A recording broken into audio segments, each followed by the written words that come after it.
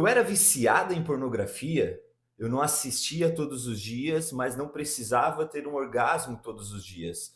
Só que eu preciso assistir para ter um. Então eu acho que a sua maneira é um vício. Eu sou viciado em pornografia e tava quase um ano e meio sem ver. Mas esses dias pra trás eu caí. Eu quero alertar pra vocês o tanto que essa merda tá me fazendo mal, não só pra mim, mas pro meu espírito lá dentro. E aí, seus encaixotados? Hoje, eu e o Rafael, nós vamos trazer dados que são muitíssimos interessantes para vocês. A gente vai trazer informação relevante e também bastante conteúdo sobre um tema que ele é muito polêmico. Afinal, existe ou não existe o vício em pornografia? Qual é o perfil de quem consome? O que é? Quais são as possíveis consequências, os desdobramentos e muito mais conteúdo. Tudo isso depois da vinheta. Então a gente já começa direto ao ponto, com a pergunta que ela vale US$ 1 milhão, 1 milhão de bitcoins. Existe ou não existe o vício em pornografia? Qual que é a tua visão sobre isso, Rafa? Muito bem, né? Vamos aí falar sobre esse assunto polêmico. Para te responder, eu acho que a gente tem que começar primeiro a entender qual é a função da pornografia, porque as pessoas assistem e trazer alguns dados que, na verdade, são bem interessantes. E aí depois a gente dá o nosso parecer sobre isso, se existe vício ou não. Beleza? Beleza, então, Rafa, mas para quem já está assistindo o vídeo aqui, o legal é se deixar o like, aperta aí o botãozinho do curtir, comenta também e vamos embora pro vídeo. Então, Cid, vamos começar então pela função.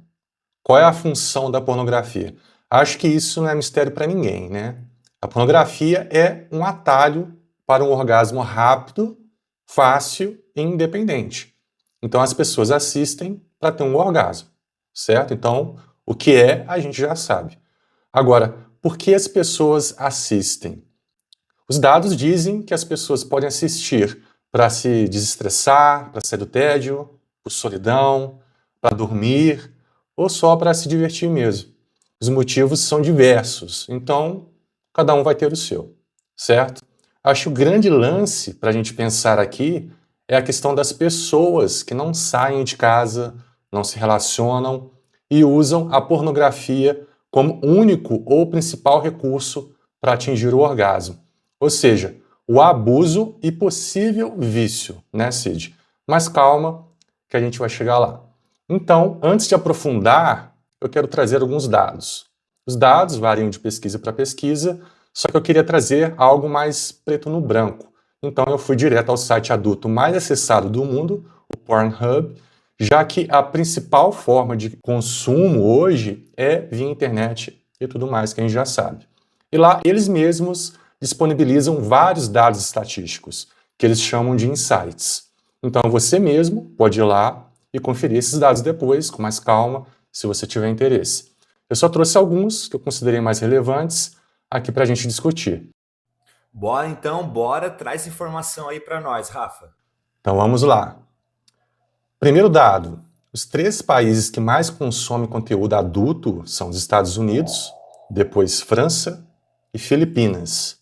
Ou seja, 3 países que têm culturas e origens que não têm nada a ver uma com a outra, e só por curiosidade, o Brasil fica em 7º lugar. Estava em 10º no ano passado, mas passou para 7º em 2024. Na verdade, foi 2023 e 2024. Em relação à idade, a média de idade é 38 anos, sendo que mais da metade tem entre 18 e 45, mas o consumo entre pessoas mais velhas também é grande. O dado interessante aqui é a idade do primeiro contato, que acontece por volta dos 13 anos. Então, se a média é 13, existem pessoas que tiveram o primeiro contato ainda mais cedo. Terceiro dado, dos 20 países que mais consomem, apenas em 2 deles, né, nas Filipinas e na Argentina, as mulheres são maioria, sendo 59% e 51% respectivamente. Na média global, fica uma distribuição de 40% para as mulheres contra 60% para os homens, sendo que o consumo das mulheres vem aumentando a cada ano. então provavelmente teremos um empate técnico daqui a alguns anos. Vamos falar agora dos mecanismos de vício e as suas consequências. Rafa, muita gente assiste, mas até que ponto isso é saudável? É normal consumir pornografia, só que aí a gente tem que entender se esse consumo ele está sendo saudável ou ele está sendo prejudicial à vida do sujeito.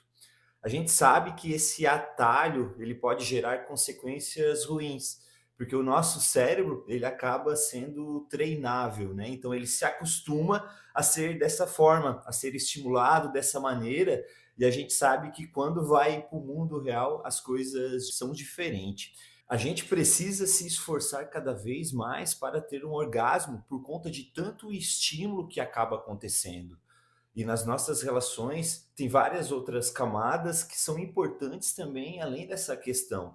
Que uma pessoa que troca essas relações da vida cotidiana pela pornografia, ela não vai ter. E aí a gente entende que a primeira questão importante, né, o primeiro grande prejuízo, ele diz muito respeito às nossas próprias referências sexuais. A gente começa a querer imitar ou a desejar aquilo que a gente vê, a gente começa a se comparar, a se comportar da mesma maneira como se aquilo ali fosse o jeito certo. Isso começa a provocar um distanciamento da realidade, de como cada um vai descobrir a sua maneira de ser dentro desse aspecto. E esse primeiro juízo, ele provoca então uma distância entre expectativa e realidade, e ele nos tira dessa experiência completa. Envolve conhecer, conversar, se aproximar e também se relacionar.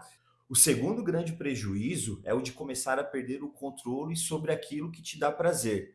É um efeito que a gente chama de habituação, que é quando as pessoas elas deixam de sentir prazer nos vídeos que são mais tradicionais e começam a buscar vídeos que são mais intensos ou vídeos que elas não procurariam normalmente. E com o passar do tempo, essa busca incessante por prazer que acaba gerando um comportamento compulsivo.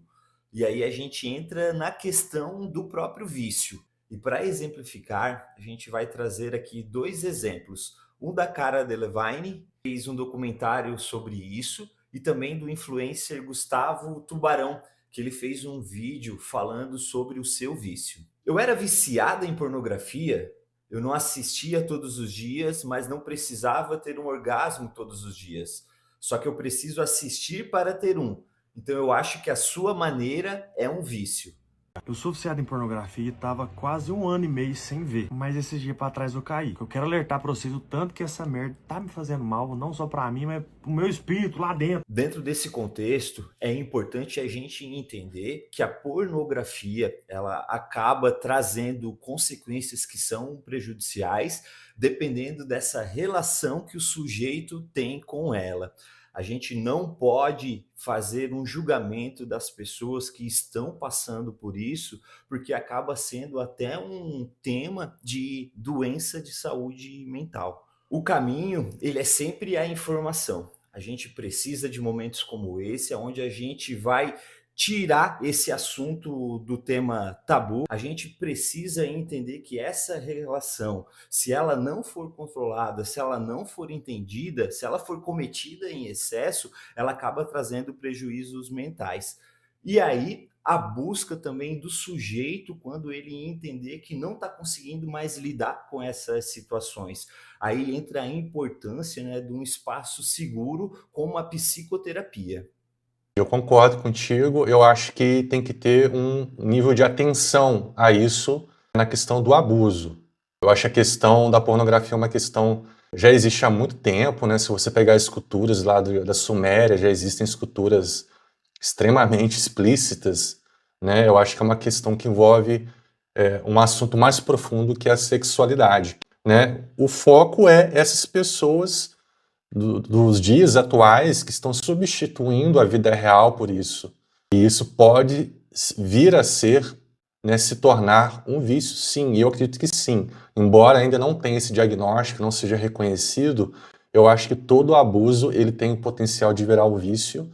Então as pessoas que têm esse comportamento, que estão há muito tempo deixando de se relacionar presencialmente, deixando de conhecer pessoas novas, de sair, de interagir no mundo real, elas têm que se atentar que isso pode provocar malefícios futuros em que elas podem desenvolver outros tipos de transtornos, né? Então, para elas se atentarem a isso, buscarem ajuda, né? Eu indico o sexólogo e o psicólogo, geralmente o sexólogo é um psicólogo, para a pessoa poder se abrir sem julgamento, sem preconceito e entender qual é a função disso na vida dela.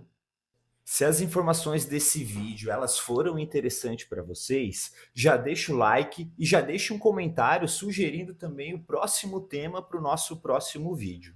Curte, comenta, compartilha, se inscreva no canal e é isso, a gente se vê no próximo vídeo. Valeu! Valeu então, Rafa, até o próximo vídeo. Valeu, brothers!